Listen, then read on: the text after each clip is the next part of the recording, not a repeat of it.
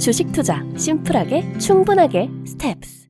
투자자 입장에서 빠르고 정확한 시황을 전달드릴 최경진의 퀵시황입니다. 5월의 시작은 힘들었지만 마무리는 따뜻했습니다. 어떠셨나요?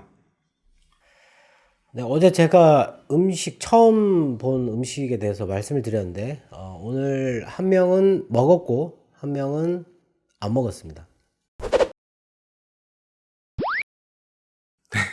오늘 바로 질문 드리겠습니다. 오늘 외국인이 주식 매수를 크게 늘렸습니다. 환율 하락 효과인가요? 사실 이 정도 매수를 본 지가 너무너무 오래돼가지고, 네, 근데 이렇게 매수를 마감할 때 5천억을 추가로 했는데, 이런 거를 보면은 환율 때문이지 않을까 하는 생각이죠. 환율이 또 빨리 떨어지니까, 너무 빨리 떨어지니까 급하게 투자를 진행을 한다. 제가 시장 주위에 돈이 많이 있다고, 대기하고 있다라고 말씀을 드렸는데, 근데 오늘 그 미국의 나스닥 선물은 아침부터 해서 계속 밀렸어요. 밀려가지고 지금 마이너스로 들어갔는데, 외국인이 매수를 늘렸다라는 거죠. 네. 월말이기 때문에 그럴 수도 있고, 일단 환율 효과도 조금 있을 것 같고, 네. 오늘 조금 아쉬운 부분은 지금 이 유가 때문에 나스닥이 밀리고 있는 부분이 좀 아쉬운데, 일단 내일이 아니고 목요일부터는 조금 시장이 달라질 수 있다라고 기대를 할 수 있을 것 같습니다. 네. 일단 뭐 뉴스를 먼저 보면요. 독일의 4월 수입 물가, 이게 월간으로 1.8%가 또 늘었어요. 네. 4월달이죠. 네. 5월달에 아닙니다. 그리고 5월 인플레이션 예상치가 나왔는데, 이게 이제 문제가 되는 건데, 월간으로 0.9%가 또 늘었어요. 지난번에 0.8%였는데, 연율로 7.9%라는 겁니다. 이게 지난번은 7.4%였거든요. 요게 이제 문제가 되는 거고, 스페인의 인플레이션, 5월 인플레이션도 월간으로 0.8%, 이게 연간으로는 8.7이 나왔어요. 네, 지난번은 8.3이었고, 조금 전에 프랑스의 물가도 나왔는데 5.2가 나왔어요. 지난번 4.8이었는데, 유럽의 물가는 대체적으로 5월달이 다 올랐어요. 또 그러면 미국의 물가도 또 오르지 않겠느냐 하는 그런 불안감이 있는데, 유가가 지금 너무 많이 올라 있다라는 겁니다. 지금. 네. 이탈리아의 4월 생산자 물가는 월간으로 0.2% 살짝 증가했고, 유럽의 5월 경제 심리는 105가 나왔는데, 뭐 이거는 뭐 지난번과 똑같고, 업계 동향은 6.3으로 지난번 7.7보다 떨어졌고요. 판매 가격 기대는 56.1로 지난번 60이었는데 많이 떨어졌어요. 그리고 5월 그 서비스 심리, 유럽의 서비스 심리는 14로 지난번에 13.6이었는데 살짝 올라왔습니다. 네.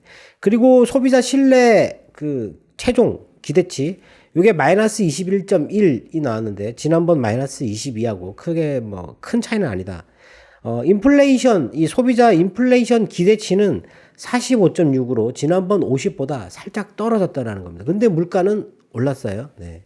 요거를 시장이 어떻게 판단할지는 오늘 밤에 미국 시장을 봐야 알 수 있다라는 거고, 오늘 아침에 우리나라의 4월 산업 생산은 마이너스 월간으로 마이너스 3.3이 나왔습니다. 지난번 1.1이었는데, 일본의 산업 생산은 월간으로 마이너스 1.3이었어요. 우리나라가 산업 생산이 더 많이 떨어졌다. 그리고 연율로 따지면 우리나라는 3.3인데 일본은 마이너스 4.8이다라는 거죠. 네. 그리고 소매 판매도 우리나라는 마이너스 월간으로 마이너스 0.2였는데 일본은 0.8% 증가를 했어요. 네. 요거 반대 방향으로 갔다. 요게 이제 연율로 우리나라는 0.5%인데 일본은 2.9%. 일본의 소매 판매가 이렇게 좋을 수가 있나 하는 거죠. 엔화가 지금 약세가 엄청나게 심한 상태인데, 네. 하여튼 그렇게 나왔고, 오늘 시장에 조금 그 호재로 크게 작용한 게 있다면 중국의 5월 국가통계국에서 발표하는 제조업 PMI, 요게 49.6이 나왔어요. 지난번 47.4였는데 많이 해보겠죠. 네, 많이 해보겠고, 전망치는 48이었거든요. 네, 전망치보다 크게 높게 나왔다. 그리고 비제조업 지표, 요거는 47.8이 나왔는데 이전은 41.9였어요. 크게 올랐습니다, 이게. 요 지표 때문에 오늘 중국이 1% 넘게 올랐고 우리나라에서도 매수가 들어온 게 아닌가. 중국 봉쇄로 인한 어떤 그 나쁜 영향이 이제 바닥을 찍었다, 정점을 지났다라고 판단했기 때문에 오늘 외국인은 매수를 많이 하지 않았을까 하는 생각입니다. 그리고 호주의 4월 건축 허가는 월간으로 마이너스 2.4%, 민간 신용은 월간으로 0.8% 늘었고요. 기업 재고는 분기별로 3.2% 증가했다. 이렇게 나왔어요. 그리고 어젯밤에 그 암호화폐의 가격이 비트코인 가격이 3400달러 정도? 예, 그 정도였는데 31,600달러로 이렇게 급등을 했어요. 한 7% 정도 올랐다 이런 얘기가 있었는데 뭐 그게 또 시장에 좋은 영향을 줬을 수도 있습니다. 네. 그리고 어제 그 미국의 뉴스 중에서 자동화 발전 협회라는 게 있어요. 여기서 1분기 작업용 로봇 주문 요게 연간으로 작년 동기 대비해 가지고 40%가 증가했다라고 얘기를 했는데 2021년 전체 대비해 가지고는 21%가 늘었다. 요거를 주문한 업체 뭐 두 군데를 얘기를 했는데 델폰이라는 곳하고 아테나라고 하는 곳에서 이게 지금 임금이 많이 올라가고 비용이 많이 증가하고 사람을 구할 수가 없어 가지고 이 로봇을 3대 주문하고 7대를 주문했더니 상당히 많이 좋아졌다. 예, 뭐 이런 얘기가 있었어요. 이 로봇 주문 관련된 뉴스가 나온다라는 거죠. 네, 갑자기. 그리고 바이든이 우크라이나가 혹시 러시아 본토를 공격하지 않겠느냐 이런 얘기가 있었는데 거기에 대한 질문을 했는데 장거리 로켓 지원은 없다라고 얘기를 했어요. 네, 일단 그 우려는 덜었다. 네. 그리고 그 연준 위원 중에 월러라고 하는 사람이 그 몇 차례 더 0.5%를 올릴 거다 이런 얘기를 했어요. 이 사람은 그때 그 연준 의장은 2번이라고 딱 잘라서 얘기를 했는데 이 사람은 세브럴 타임이라고 해가지고 몇 차례라고 얘기를 했어요. 물가 목표치 2%가 될 때까지 계속해서 올려야 된다 이런 식으로 얘기를 했는데 뭐 이렇게 중요성이 있는 사람은 아니에요 이 사람은. 네, 그래서 뭐 큰 영향은 없었던 것 같고 오늘 바이든이 파월과 미팅을 하는데 이 계획에 대해서 발표를 했어요. 바이든이 3가지를 얘기를 했는데 연준의 금리 정책을 전폭적으로 지지를 한다라고 얘기를 했고 경제 생산성 증대 여기에 크게 향상하는데 크게 이게 정책을 쓸 것이다 이렇게 얘기를 했고 재정 적자를 축소한다. 뭐 이게 뭐 그 의회 예산국에서 올해 1조 7천억 달러 정도 예산 이 적자가 줄어들 거다라고 얘기를 했는데 하여튼 뭐 그런 얘기를 했어요. 네. 이런 거 나오면은 또 제 생각에는 시장에 긍정적인 요인일 수 있다라는 거죠. 일단 정부가 그 트럼프 때는 연준의 금리 인상에 대해서 엄청나게 화를 냈지 않습니까? 하지 말라고. 예. 그렇게 얘기를 했는데 이게 서로 협력하는 거 이런 거 좋은 거죠. 네. 그리고 뱅크 오브 아메리카가 지난주에 글로벌 증시에 최다 자금이 유입되었다 이렇게 얘기를 했는데 여기서도 강세장과 약세장을 보는 지표가 있어요. 각 회사마다 그런 게 있는데 2주 연속 매수 신호가 강하게 들어와 있다라고 했거든요. 네. 2주 연속인데 왜 이제 와서 얘기를 하는 겁니까? 지금 일주일째 지금 미국 시장이 올랐는데. 네. 하여튼 뭐 이런 얘기들이 이제 하나씩 나온다라는 거죠. 네. 그리고 중국의 그 상하이에서 8개 부문 50가지 경제 활성화 가속화 대책을 발표를 했어요. 네. 이 상하이 공산당 서기가 지금 강하게 얘기를 했는데 파격적인 아이디어와 행동에 임해야 된다. 하여튼 뭐 이런 얘기를 했어요. 네. 주로 이제 소비를 확대시키고 그리고 사업장 운영하는 거, 공장 가동하는 거에 제한을 거의 없애고 주민들의 입출입에 대한 제한을 거의 없앤다. 대신에 상하이 밖으로 나가는 그 단속은 지금 계속 하겠다. 이런 식으로 얘기를 했어요. 네. 하여튼 뭐 상하이 이거 코로나 봉쇄 완화 정책 발표 요런 게 아마 또 영향을 줬다. 이렇게 보면 될 것 같고.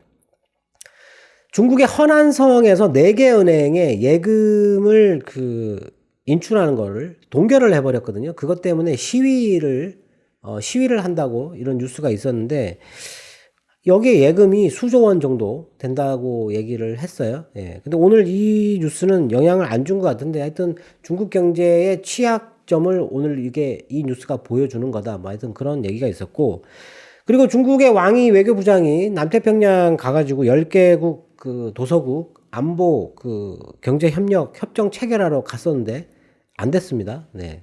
피지가 IPEF에 가입한다고 했고 그거 외에 뭐 마크로네시아하고 뭐 이렇게 몇몇 대통령들이 중국이 이렇게 진출하는 거에 대해서 상당히 위협을 느끼는다라고 얘기를 했거든요. 네. 근데 중국은 협상은 계속 하고 있다 뭐 이렇게 얘기를 했습니다. 그리고 러시아가 지금 현재 우크라이나에서 점령하고 있는 헤르손이라고 하는 그 지역에서 식량, 곡물을 러시아 쪽으로 주민들이 직접 수출하고 있다라고 얘기를 했어요. 자기들이 빼내는 게 아니고 그 주민이 수출하고 있다 이런 식으로 얘기를 했어요. 네. 그리고 폴란드 국방장관이 우리나라에 온 것 같은데 하여튼 뭐 이렇게 얘기를 했어요. 무기에 대해서 얘기를 하고 무기를 수출해 줄 것을 요청을 했는데 전차하고 장갑차하고 고속유탄 기관총 뭐 이런 거 수출해 달라고 요청을 했어요. 지금 폴란드가 우크라이나에 무기를 지원하고 나서 폴란드의 무기가 지금 많이 부족해졌다라는 거죠. 지원해 달라고 하니까 뭐 지원해 주겠다라는 식으로 얘기를 했거든요. 그래서 이거 우리나라도 이거 방산 관련돼서 한국항공우주하고 LIG 넥슨 이 두 개는 꼭 봐야 된다. 근데 지금 계속 올랐잖아요. 한국항공 5만 원 넘었는데 계속 올랐어요. 그리고 그 에르도안하고 터키 대통령 에르도안하고 푸틴하고 통화를 했는데 푸틴이 서방의 제재가 해제되면 러시아의 곡물과 비료를 상당량을 수출할 수 있다라는 식으로 또 그런 얘기를 했어요. 네. 근데 에르도안은 우크라이나 대통령 젤렌스키하고도 통화를 했는데 푸틴하고 이 젤렌스키하고 유엔하고 이게 3자 회담을 하자고 평화 회담을 하자고 지금 제안을 했어요. 예. 터키가 이 평화 협상에 대해서 상당히 적극적으로 뭔가 역할을 하고 싶어하는 그런 얘기를 많이 하고 있는데 요거 관련해 가지고 지금 그 유럽에서 러시아 석유 이거 수입하는 그 금수 조치 지금 합의를 하긴 했는데 해양 쪽만 합의를 했어요. 그래 가지고 올해 말까지 90% 정도를 줄이겠다라는 식으로 했는데 이 수송관을 통한 육지에서 수송관을 통해서 들어가는 거 요게 이제 헝가리하고 체코 슬로바키아가 워낙 러시아 쪽에 의존도가 높고 헝가리 있잖아요. 독재자. 여기 안 된다고 했으니까 여기 때문에 지금 합의가 안 되는 거예요. 육로 수송관은 이거 금수 조치가 합의가 안 되는 건데 우크라이나의 입장에서 상당히 좀 안 좋다, 불안하다 이런 얘기가 있어요. 네. 그런 뉴스가 있습니다. 그래 가지고 그렇게 나온 게 독일하고 프랑스가 우크라이나가 평화 협상에 나서야 된다라고 압력을 넣을 가능성이 있다. 지금 근데 이 터키 대통령이 하필 지금 이때 제안을 했다라는 거죠. 지금 러시아 석유 금수 조치 때문에 유럽이 분열되고 있는데 거기에다가 터키가 협상을 제안을 하면 독일과 프랑스가 압력을 넣을 수 있다. 우크라이나 입장에서 상당히 안 좋다라는 그런 뉴스가 있었어요. 네. 그리고 그 유럽이 이거 해상을 통해서 들어오는 러시아 이거 원유를 수입 금지를 했는데 전체 양의 3분의 2 정도 된다고 했습니다. 한 연간으로 100억 달러 정도를 푸틴이 손해볼 것이다. 이렇게 얘기를 했고 스베르방크를 스위프트에서 제외하는 거 이것도 이번에 합의가 됐다. 이런 얘기를 했어요. 네. 그리고 우크라이나 재건을 위해서 대출 형태로 90억 유로를 금융 지원하는 거를 합의를 했다. 요것 때문에 우크라이나 재건 관련돼서 우리나라에서 또 갑자기 주식들이 또 이렇게 올랐어요. 네. 실제로 뭐 이렇게 될지 안 될지 유럽에서 지원하는 게 낫지 우리나라에서 이렇게 또 지원 들어가려면 거리가 있잖아요. 네. 그리고 이 그 가스 관련해 가지고 지금 독일에서 이 LNG 저장소를 신규 건설을 하고 있는 4개를 건설을 하고 있는데 바다에다가 이게 띄우는 그게 있어요. 부유식 저장 제기화 설비라고 해서 우리나라 에서는 옛날에 FSRU라고 하는 이 설비를 만들어 가지고 그때 유가가 떨어져 가지고 이거 그 설계 변경 몇 차례 해 가지고 이거 짓는다고 피해를 어마어마하게 봤거든요. 이것 때문에 이 삼성중공업이나 대우조선해양이나 현대중공업 이쪽에서 피해를 한 2조 원 정도 이렇게 적자를 봤던 거 요게 지금 이 유럽에서 갑자기 가스 저장소를 이게 필요해가지고 짓기 시작하니까 지금 호주에서도 원래 이걸 한 3개 정도를 지금 이제 발주를 내가지고 짓고 있는데 요거 최근에 독일한테 하나를 뺏겼다라는 얘기가 있어요. 네. 그래서 지금 이 호주가 이 유럽의 LNG 터미널 요거 짓는 것 때문에 피해를 보고 있다 뭐 이런 얘기를 했는데 이 FSRU 이거 이 부유식 저장 시설 요거 우리나라가 거의 전 세계에서 상당량을 담당해서 만들거든요. 한 70% 정도 만드는데 요거 한번 기대를 해볼 만한 거죠. 네. 그리고 호주 최대 전력업체 AGL이라고 하는 데가 있는데 여기서 그 탈탄소화 이거를 추진을 못 해가지고 석탄 발전 요 부분을 회사를 분리해내려고 했었는데 여기 회사 지분을 IT 그 억만장자가 지분을 11% 이상 사가지고 그걸 못하게 이 경영에 개입을 했어요. 네. 그래가지고 탈탄소화를 어쩔 수 없이 진행하게 됐다. 뭐 이렇게 나왔는데 요거 이제 회사에 그 이 탄소 이거 탈탄소 진행을 못하면 여러 가지 외부에서 개입하는 그런 게 있을 수 있다라는 거거든요. 요거하고 관련돼 가지고 오늘 아침에 2021년도에 아리백에 가입한 기업이 315개인데 이게 지금 45%가 재생에너지를 조달을 하고 있어요. 재생에너지를 조달을 하고 있고 여기서 61개는 아리백을 이미 달성을 했다라고 했는데 특히 뭐 구글이나 애플 같은 경우 달성을 했다라고 얘기를 했어요. 근데 우리나라는 이 정말 큰일인데 2021년도 한국전력에서 발전량이 576 테라와트 정도 되는데 신재생에너지가 43 테라와트밖에 안 됩니다. 8% 정도도 안 돼요, 지금 현재. 예. 이거 상당히 심각한 겁니다, 이거는. 예. 근데 우리나라의 상위 5개 그룹사들이 작년에 그 소비했던 이 전기가 48 테라와트예요. 그럼 이게 재생에너지로 발전량이 43 테라와트밖에 안 되는데 이거 상위 5개 그룹의 발전량도 조달이 안 된다라는 거거든요. 근데 지금 해외 쪽은 아리백을 뭐 완전히 조달하고 있는 나라 기업도 61개나 되는데 이거 상당히 심각한 거거든요. 한국전력이 재생에너지로 조달하는 이 전기를 상당수 늘려야 돼요. 늘려가지고 인증을 받아야 되거든요. 공동 인증을 받아야 되는데 아무것도 안 하고 있다는 거죠. 근데 아무것도 안 하고 있다라기보다는 사실 그 우리나라에 최근에 뉴스에 많이 나왔어요. 산을 깎아가지고 막 태양광 이거 막 무작위로 지어가지고 환경을 훼손하고 막 이런 건 뉴스 많이 나왔었는데 그렇게 했는데도 불구하고 이거 안 된다라는 거죠. 그런데 지금 그 이번에 전기요금 도매가 가격 상한해버렸잖아요. 네. 그러면 더 이상 이거 더 안 될 거 아니에요. 네. 이거 상당히 심각한 문제입니다. 우리나라로서는. 이거 2025년까지 이 한국전력이 재생에너지 비율을 상당히 높여야 되는데 이거 못 높일 것 같다라는 거죠. 네. 그래서 우리나라가 지금 유럽에서 태양광 얘기도 했고 일본에서도 주택 지을 때 뭐 지붕을 태양광으로 뭐 해야 된다 뭐 의무화한다 뭐 이런 얘기가 있었고 오늘도 중국에서 신축 건물에 지붕에다가 태양광 설치를 해야 된다라는 거 그런 거 얘기했었거든요. 그래서 오늘 태양광 주식이 많이 올랐어요. 예. 근데 이게 태양광하고 풍력도 오르긴 했는데 태양광 쪽으로 매수가 많이 들어왔는데 재생에너지 여기 투자가 상당히 많이 진행이 돼야 된다라는 거죠. 네. 그리고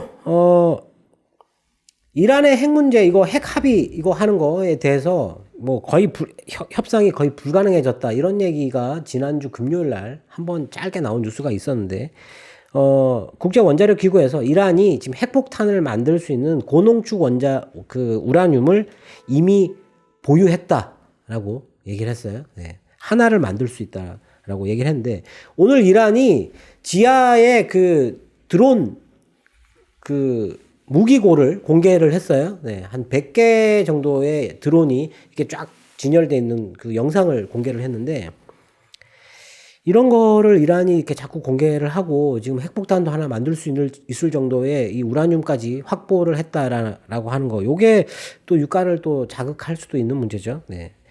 하여튼 이런 뉴스가 있었고, 뭐, 캐나다에서 뭐, 권총, 소유하고 거래 금지한다라는 거, 요거 추진한다고 했는데, 예외 조항이 있어요. 이미 갖고 있는 사람들은 해당 안 된다고. 네.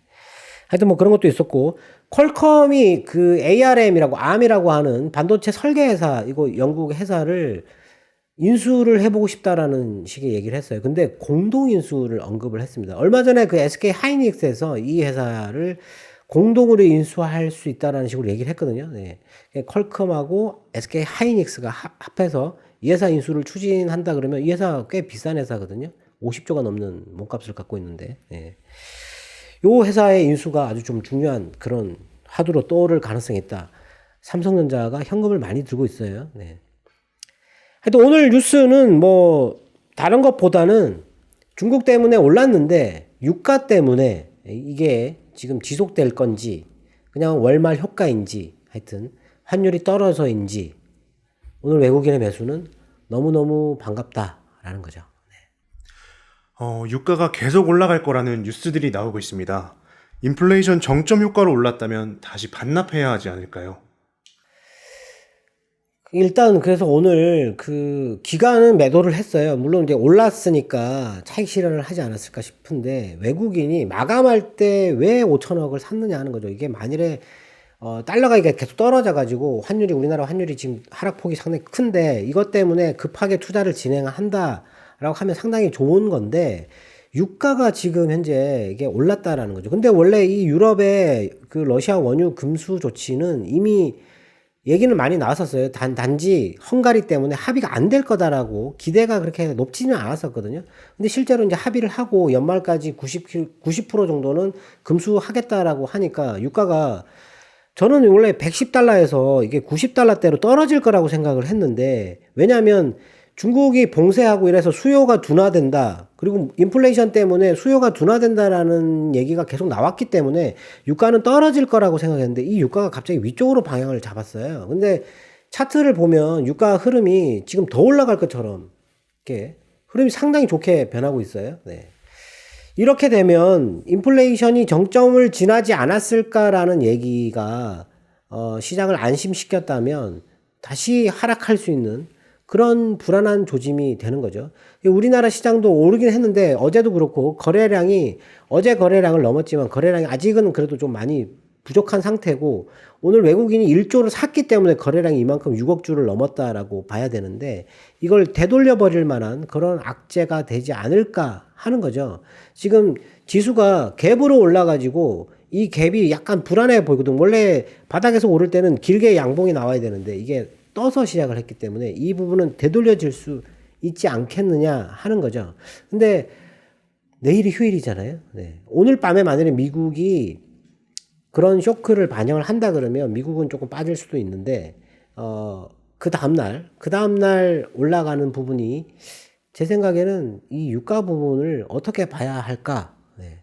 저는 그렇게 크게 심각하게 보고 싶지는 않은데요. 왜냐하면 여러 가지 부분에서 이미 중국에서도 수요 둔화나 이런 게 있었고 하기 때문에 혹시 이게 정점을 만들 만한 뉴스가 아닌가? 유럽의 원유 금수 조치는 이미 많이 나왔고 반영이 되지 않았을까 하는 그런 기대를 해봅니다. 네.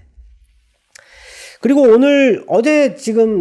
어제도 제가 그 로봇 관련된 주를 말씀을 드렸고 그리고 메타버스하고 로봇 관련된 얘기를 했는데 아까 말씀드린 그런 로봇 그 산업용 로봇 발주가 증가하고 있다라는 뉴스가 있었잖아요. 네. 로봇 관련된 주식도 봐야 되고 오늘은 태양광 관련돼서 그 우리나라 국내 기관들은 태양광 쪽으로 재생에너지 쪽으로 매수를 많이 하고 있는 것 같아요. 그리고 외국인들 같은 경우는 운수 장비 자동차 쪽으로 매수를 많이 했어요. 그리고 금융 은행 쪽으로 우리나라 한국은행이 계속 금리를 올리니까 당분간은 이 은행 쪽으로 매수를 해도 편안하게 볼 수 있다라고 생각하는 건지 일단 은행 쪽으로 매수가 많이 들어왔고 그리고 전기전자, 뭐 화학, 운수 창고 뭐 골고루 다 들어오긴 했어요. 네. 근데 오늘 주식을 가만히 보면서 한 종목을 봤는데 이게 뉴스라기보다는 뭔가 이게 만들어내려고 하는 그런 뉴스들이 많거든요. 광고성 뉴스들이 많은데 근데 거기서 언급되긴 했지만 금량이라고 하는 회사가 있어요. 발포제를 만드는 회사인데 부산 쪽에 있는 회사이거든요. 네. 근데 원래 이 회사가 잘 오르다가 지난번에 주가가 이제 전쟁 나고 이렇게 주가가 빠질 때 이렇게 다 내려와 버렸는데 이 회사가 최근에 이 신사업에 대해서 얘기를 하고 있어요. 지금 2차 전지 그쪽에 그 지르코늄 그 첨가제라고 해서 그거 이게 2차 전지를 안정화시키는 첨가제인데 그거 관련된 얘기하고 수산화 리튬을 이 회사가 이게 정밀하게 이게 쪼개는 나노 입자로 쪼개는 그런 기술을 갖고 있어요. 예, 그거 하고 그리고 수소 연료 전지 쪽에 그쪽에 첨가제, 백금 첨가제를 요거 만들려고 하는 그런 얘기를 하고 있는데 최근에 보니까 이게 바닥에서 계속 이렇게 붙어서 있다가 이렇게 살짝 올라가려고 하는 이 회사의 실적은 나쁘지 않은데 흐름이 상당히 좋지 않을까 하는 그런 기대를 해봅니다. 예, 그래서 그런 쪽으로도 지금 최근에 보니까 오늘 사실 주식들이 살 게 보니까 많이 있어요. 올라가려고 하는 왜냐면 외국인의 매수가 들어와 놓으니까 올라가려고 하는 그런 주식들이 많이 보이는데 그런 쪽으로 다음 주 목요일부터는 봐도 되지 않을까 하는 그런 생각입니다. 네. 네, 이상으로 오늘 시황을 마치고요. 둘이서 하는 시황 방송은 오늘까지이고 목요일부터는 라이브 방송으로 저 혼자 방송을 해야 돼서 1년 넘게 고생한 홍승환 대리의 마지막 인사를 듣도록 하겠습니다. 네. 6월부터 시작하는 최경진 PB님의 라이브 방송 많은 애청 부탁드리고요. 저는 추후에 다른 콘텐츠로 찾아뵙도록 하겠습니다. 감사합니다.